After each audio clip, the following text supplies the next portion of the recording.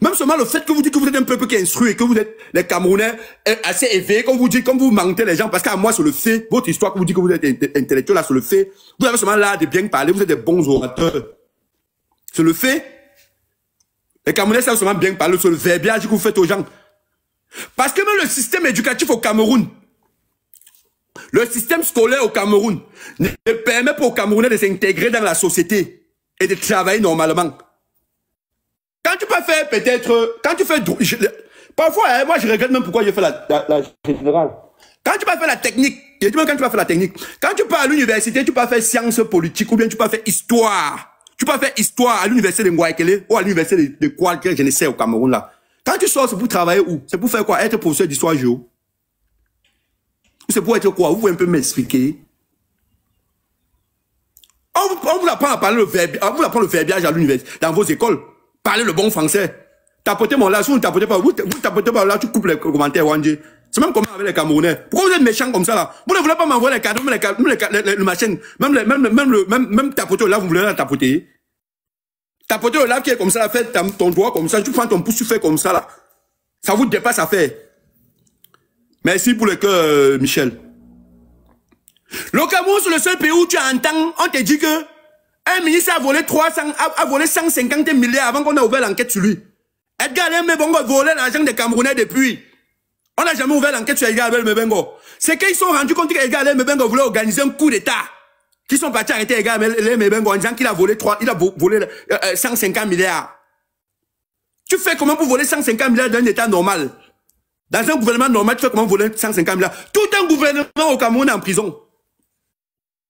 Paul Biya a piégé tout le monde dans son gouvernement. Tu peux voler, quand Paul Biya te nomme dans son gouvernement, tu ne le voles pas. Il ne te démet pas de tes fonctions. Il te laisse en fonction. Un pays où quand tu veux parler, on te dit que tu sais qui je suis, tu sais ce que je peux te faire. Un pays où si tu es l'enfant de personne, tu ne représentes rien. Vous allez vous impliquer un jour dans la politique, là, vous tous. Et je profite pour dire aux Camerounais qui sont en bain, ici, là, qui passent le temps à croire qu'il y a les Camerounais qui ont gardé au Cameroun, qui vont aller faire la révolution à leur place, qui viennent vivre dans le Cameroun, là. Vous mentez. On va descendre un tcham sur le terrain, nous tous. On va descendre un tcham sur le terrain, nous tous. Parce que les Camerounais, comme s'ils sont là, dans leur tête, quand on dit que non, la révolution, ils disent non, je ne veux pas la révolution. Non, moi, je t'aime, toi, dit qu'il ne veut pas la révolution. Mais, vous croyez que qui va venir vous demander d'aller revendiquer vos droits? Je vous rappelle que Paul Biya a hypothéqué vos vies. Peut-être vous ne connaissez même pas. Paul Biya a hypothéqué vos vies. Paul Biya a pris la vie de 30 millions. On dit 30 millions. Je ne sais même pas quand on a fait le dernier recensement au Cameroun. Peut-être 30 millions de Camerounais qui disent là même, c'est même le faux. On ne connaît même pas. Peut-être on est même 50 millions, on ne connaît pas. Moi, je suis passé dans une région au Cameroun, au Nigeria, à Yola, le nord du Nigeria. L'une des régions les plus pauvres du Nigeria. Tu regardes les supermarchés, tu regardes la route là-bas, tu te demandes, mais est-ce qu'on est en Europe ici? Tu regardes les échangeurs partout. Ils ont conçu 60 km d'autoroute en 15 ans. En 42 ans, 60 km d'autoroute au Cameroun. Paul Biya, en 42 ans, n'a pas pu relier 2 grandes villes à vue une autoroute. 2 capitales de son pays, de chaque région à vue une autoroute. Vous dites quand même que non, il faut laisser Paul Biya au pouvoir. Et tous les gens qui vous voyez vous entendez dans les réseaux sociaux, ils disent qu'ils soutiennent Paul Biya. Personne en réalité n'aime Paul Biya. Dans le cœur, ils veulent que Paul Biya parte, mais seulement que dans le cœur, ils ont peur que s'ils critiquent Paul Biya, on va les attendre dans l'aéroport. C'est la peur qu'on les attend dans l'aéroport qui les effraie. Personne ne n'aime Paul Biya. Si tu entres dans leur cœur, personne n'aime Paul Biya. C'est pourquoi Parfum vous m'a dit que la basse, c'est une chance pour le Cameroun. Parce que la basse parvient à faire ce qu'ils ont envie de faire au Cameroun, mais ils ne parviennent pas. Quand vous entendez un Camerounais qui vient vous dire que le problème du Cameroun, c'est le franc CFA. Comment quelqu'un peut venir vous dire que le problème du Cameroun, c'est le franc CFA et vous acceptez ça? Vous acceptez que le problème du Cameroun, c'est le franc CFA. Quand moi, je me pose la question, vous qui vous levez, souvent on dit que Paul Biya, le discours du 11 février, Paul Biya va parler le 10 février. Vous courez, vous partez allumer votre télévision pour écouter ce qu'il va dire. Qu'est-ce que Paul Biya va vous dire? Depuis 43 ans, Paul Biya vous a rien dit de bon. Les discours fallacieux, il ne dit rien de bon, mais vous partez chaque fois, vous levez chaque fois. Non, on dit que le chef de l'État va parler, vous partez, vous écoutez. Un président qui est comme un mystère, au Cameroun, c'est le seul pays où tu connais que le ministre est comme un mystère au Cameroun. Le Cameroun, c'est le seul pays où un ministre est comme un mystère. On ne voit pas les ministres. Quand tu vois le ministre, c'est comme si c'était une gloire pour toi d'avoir vu un ministre. Je me rappelle à l'époque, lui Mbappé, c'était ministre des enseignements secondaires. Il devait venir au lycée classique de Bafoussam où moi je fréquentais. On a attendu lui Mbappé comme si c'était Dieu qui venait. Allez regarder dans les autres pays. Le ministre, c'est quoi? On choque les métros aussi avec les enfants des ministres. On choque les métros aussi avec les enfants des généraux. L'enfant d'un planteur peut parler à l'enfant d'un inspecteur de police au Cameroun. Il va t'arrêter, il va te jeter en prison, on va plus parler de toi. Ils ont le mot au Cameroun, ils jettent en prison, ils jettent la clé dans le vouri. Et ça se fait. Et on vous fait ça, et ça se fait. Et les Camerounais acceptent ça. Ça ne les dérange pas. Pour eux, c'est normal. C'est normal qu'on t'arrête. Le Cameroun, c'est le seul pays, comme quelqu'un a dit, un policier peut rentrer tout un quartier. Ça ne dérange personne. Tout le monde dit que ça me regarde pas, qu'il a envoyé partir ces problèmes-là, ça le regarde là-bas. Et que chacun va mourir, dans son film, hein. Ça ne le regarde pas. Voilà la mentalité camerounaise. Un policier vient comme s'il chope quelqu'un devant les gens. Il retire l'arme. Il effraie tout un quartier. Et tout le quartier accepte. Et il part. Le Cameroun, c'est le seul pays où tu entends qu'on a nommé quelqu'un ministre, ou délégué, ou commissaire. Oh bon, on l'a nommé CA, corps administratif. CA, c'est corps administratif, ou SN, Sûreté nationale, ou bien quoi. La voiture de service, c'est la voiture pour accompagner ses enfants à l'école et partir chercher ses enfants le soir. Est-ce que vous vous rendez même compte? Mangama, laisse-moi les gens là, est-ce qu'ils vont envoyer les cadeaux? Et même mon objectif, ils m'ont fait atteindre mon objectif. Ils sont ici, ils sont en train d'écouter, ils sont à Canal 2. Rodrigue Tongé est en train de les éduquer, ils sont à Canal 2. Le Cameroun, c'est le seul pays, ils sont à France 24, pardon.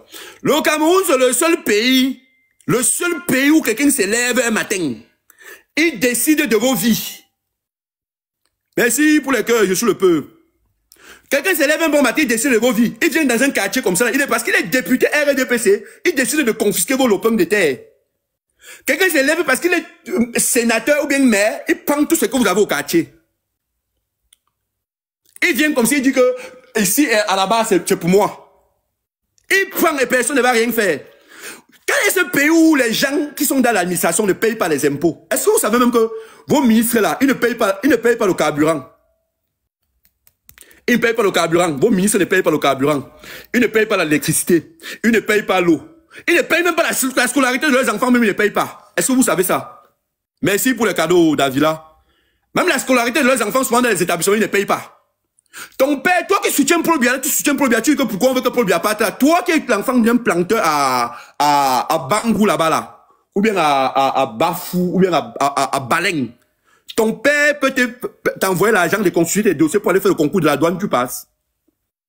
Non mais dites-moi un peu, vous qui soutenez Paul Biya là, toi que ton père c'est un planteur là, à Fumbot là, dans le Noun là-bas, ton père peut t'envoyer aller poser au concours de la douane et tu passes.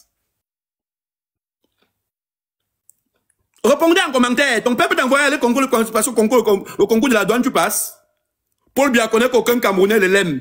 Mais comme il a intimidé le peuple, il empêche le peuple de parler, il oppresse le peuple. Quand tu veux parler, on te dit que si tu parles, on va signer avec toi.